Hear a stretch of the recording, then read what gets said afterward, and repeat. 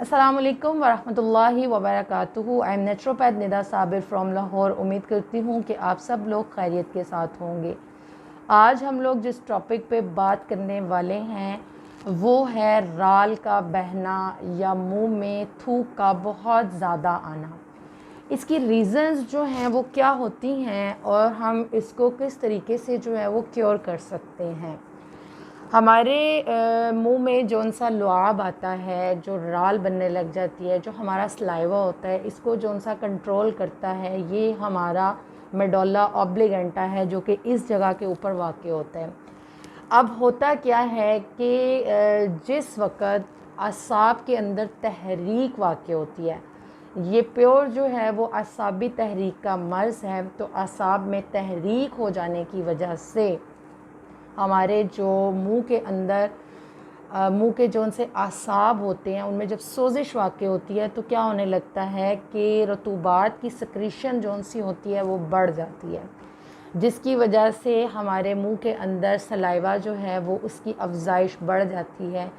Patient को जो है वो बार बार थूक आता है और वो बार बार उस थूकता है, जिसकी वजह से उसको बहुत ज़्यादा प्रॉब्लम का सामना करना पड़ता है।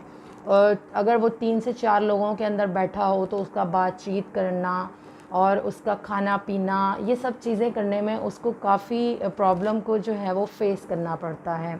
और ऐसा पेशेंट जिस वक्त रात को सोता है तो उसके मुंह से राल बहनी शुरू हो जाती है।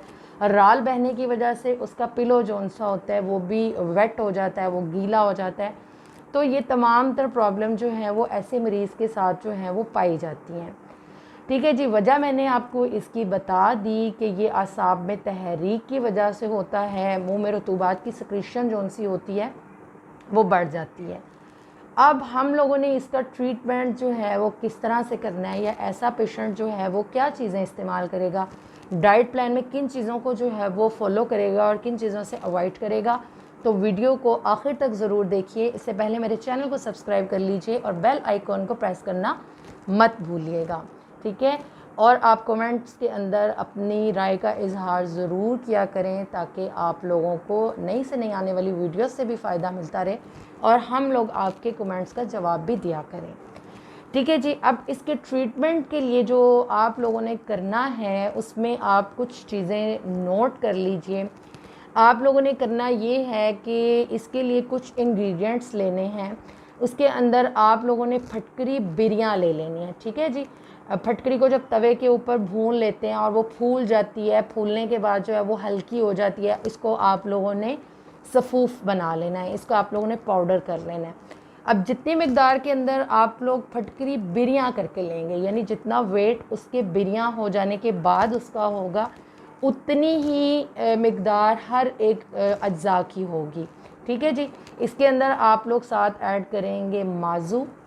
3rd नंबर पर आप लोग इसके अंदर आंवला खुश। 4th नंबर पर इसके अंदर आप लोग अनार की जो पोस्ट होती है उसको ऐड करेंगे। और 5th नंबर पर इसके अंदर आप लोगों ने तवा शीर का ऐड कर लेना है, ठीक है जी। इसका सफ़ूफ़ बनाइए, इसको अच्छे तरीके से पाउडर करके इसको अपने पास स्टोर कर लीजिए। यूज़ करने का तरीका ये है कि एक माशा इसकी खुराक सुबह दोपहर शाम, यानी एक माशा इस्तेमाल करेंगे। और आपने इसको लौंग और दालचीनी की हर्बल टी के साथ इसको इस्तेमाल करना है। मुझे कमेंट्स के अंदर कुछ लोगों ने पूछा था कि मुंह से बहुत ज़्यादा राल टपकने का मसला है और जो है वो मुंह में थूक बहुत ज़्यादा आता है, उसके लिए कोई वीडियो बना दें। तो मैंने आज इस टॉपिक के ऊपर जो है वो वीडियो अपलोड कर दी है। उम्मीद है जिन लोगों ने पूछा था उसको इसका फ़ायदा होगा और मज़ीद भी लोगों को इससे ज़रूर फ़ायदा होगा। दुआ में याद रखें। अस्सलाम वालेकुम वरहमतुल्लाहि वबरकातुहू।